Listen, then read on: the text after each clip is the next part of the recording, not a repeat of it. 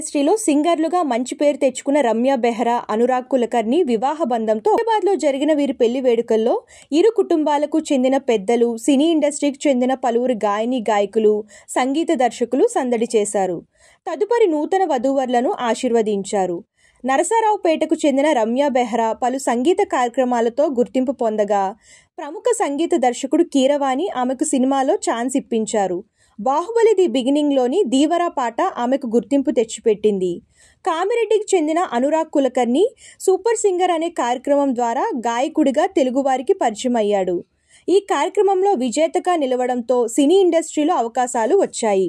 శతమానంభవతిలో మెల్లగా తెల్లారిందో, కాటమరాయుడులో మీరా మీరా మీసం, పైసా వసూల్లో title song, iSmart శంకర్లో ఉండిపో ఉండిపో వంటి పాటలు ఆలపించాడు. RX100లో పిల్లారా, కేర్ ఆఫ్ కంచరపాలెంలో ఆశాపాసం పాటకు కులకర్ణికి మంచి గుర్తింపు తెచ్చిపెట్టాయి.